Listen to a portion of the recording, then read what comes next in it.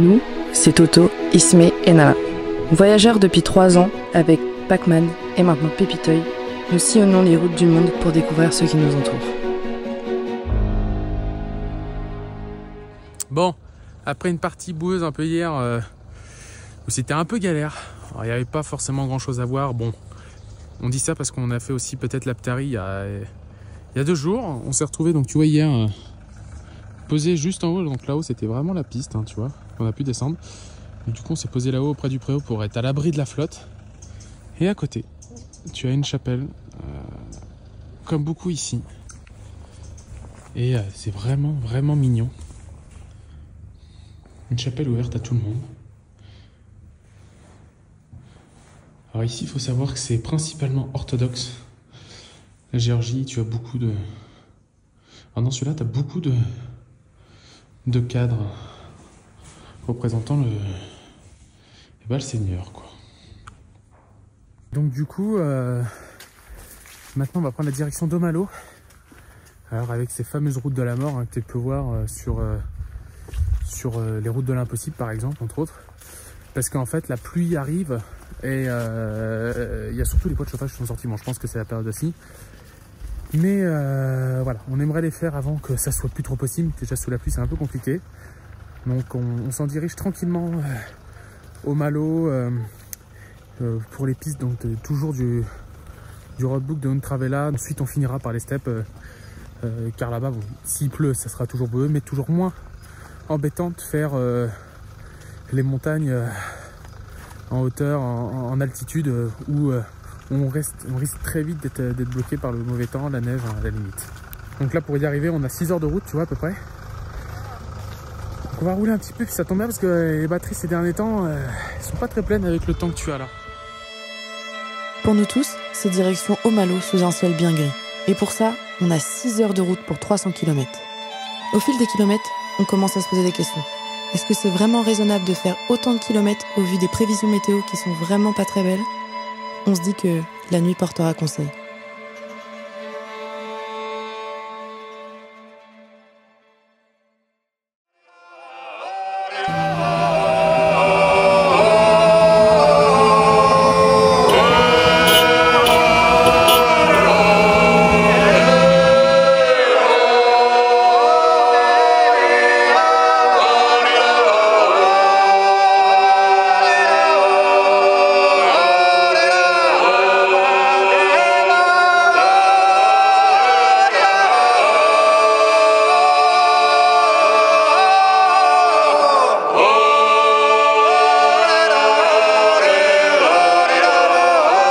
Après une bonne nuit de réflexion, en pesant le pour et le contre, au vu des prévisions météo, on prend la décision avec Eric et Julia de tirer dans le sud-est de la Géorgie, dans ces fameuses steppes sauvages qui bordent la frontière avec l'Azerbaïdjan.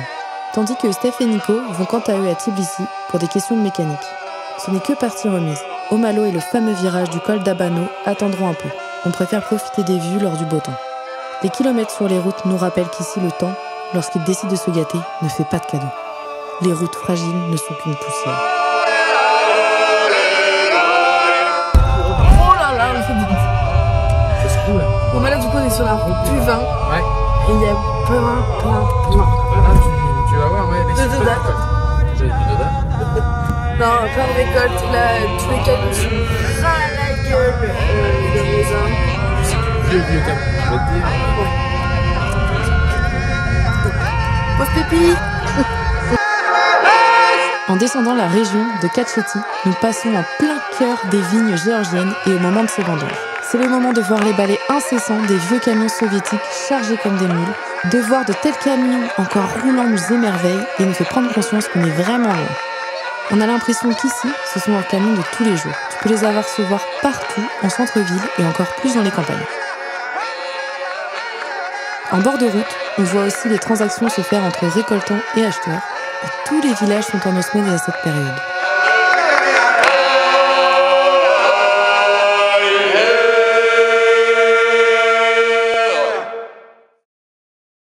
Autorisation numéro 2. C'est parti. On remplit les papiers. La routine. Pour accéder aux steppes de Chiraki et de Vashlovani, il faut passer de nouveau par la case militaire. Pour avoir ces autorisations, c'est pas très difficile. Prévoir sa traduction à l'avance pour se faire comprendre rapidement pour ne pas perdre trop de temps, ses papiers de véhicule ainsi que tous les papiers d'identité, et prévoir environ 30 minutes pour faire la démarche. Le vrai point sensible sur ces pistes réside sur le parc de Vashlovani, parc frontalier avec l'Azerbaïdjan et zone militaire sensible. Voilà, pour du coup les pistes de l'Azerbaïdjan, proche de l'Azerbaïdjan. On est descendu tout en bas parce que en haut il fait pas beau. C'est bon. On est dans les steppes et du coup on va faire un petit peu de route, du coup on va pas faire la 9, on va pas chercher à avoir l'autorisation et du coup on ira je pense en direction de l'Arménie après parce que là la météo n'est pas non plus... Franchement c'est une catastrophe depuis qu'on est arrivé Voilà. Après franchement la météo c'est pas le problème. C'est pas le problème. Mais c'est juste qu'en fait on peut pas profiter comme on autant qu'on voudrait. Et on sait que l'année prochaine on peut revenir. Donc c'est voilà. pas grave. Déjà c'était un plus. Donc on va profiter clairement de ce qu'on peut faire là. Ensuite on ira à l'Arménie avec Eric et Julia et là ça promet aussi de belles rencontres, de belles images. Donc comme on les aime. Surtout que l'Arménie c'était vraiment pas le programme quoi. Comme la Géorgie et comme la Turquie. Voilà. Mais c'est n'importe quoi. C'est ça l'aventure, c'est tu sais pas ce que tu seras demain. Mais tu profites. Voilà. Après le plein d'eau, de gasoil bien évidemment, et de vivres pour pouvoir tenir plusieurs jours sans souci, on y est, les steppes de Géorgie. Inconnus à nos yeux il y a encore quelques semaines, dès notre première centaine de mètres, on se rend compte de l'immensité de ces contrées, où tu as l'impression que l'infini ici existe, avec des plaines à perte de vue, avec en toile de fond la frontière naturelle avec l'Azerbaïdjan. C'est d'ailleurs impressionnant, car tu passes de la ville à des zones désertiques en quelques minutes à peine. La première réflexion qu'on se dit tous les deux c'est « ça se ressemble un peu à des décors de savane africain, non ? Ou de Far West ?» Clairement, tu as juste l'impression d'être arrivé sur un autre continent. Salut! Comment ça va toi? Les steppes c'est pas difficile pour tout le monde. Ouais, elle kiffe.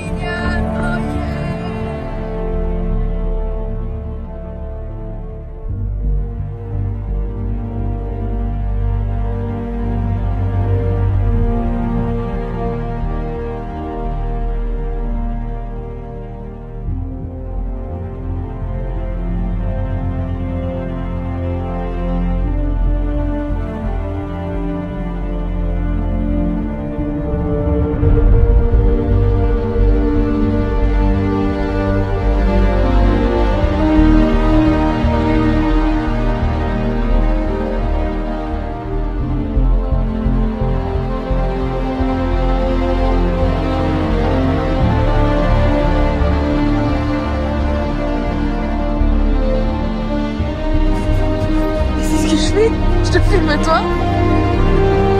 Je fais contre-poids. C'est vraiment d'une beauté extraordinaire. Tu vois, il est 19h, on est dans les steppes. Et voilà ce qui s'offre à nous, quoi.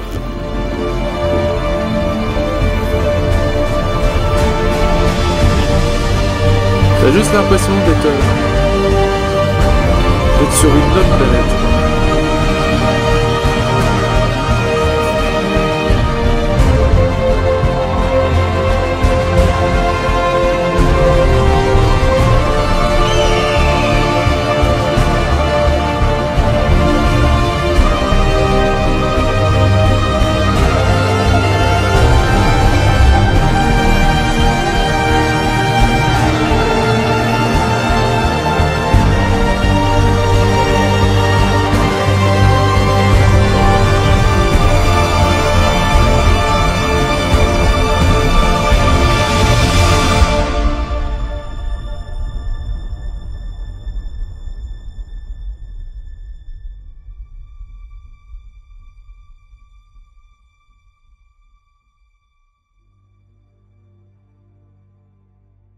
Du coup, la petite mission pour Thomas, c'est le thym qu'on a récupéré sur la plage en Turquie. Ouais.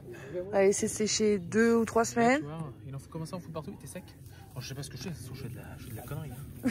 On n'est pas des professionnels. On va manger du caillou, mais ils sont bons. Et là, voilà. Là, franchement, ce soir, on est content. Il fait beau. Et là, Bah on sort tout pour tout ranger, voilà. En fait du coup on a sorti les petites chaussures à Nala. Parce que il y a les épines. Et ça lui rentre dans les coussinets. Allô? Je crois qu'elle est en train de se rendormir là. Allô Nala? Là? Ici la terre. Bonjour.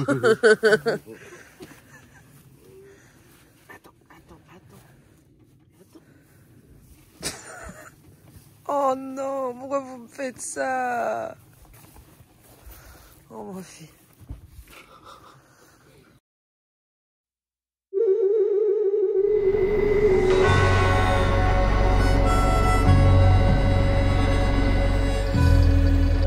Là tu vois on est dans les steppes.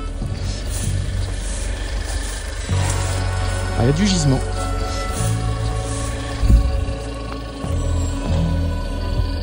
Ah oui.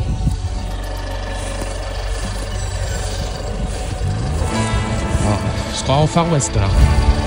Je le dis.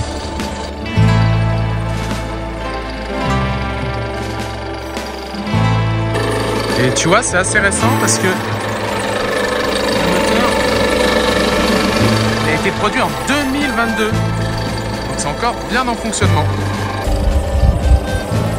En fait ça vient pomper du pétrole. Ça va pomper. Et le pétrole va directement dans la cuve qui est juste à côté.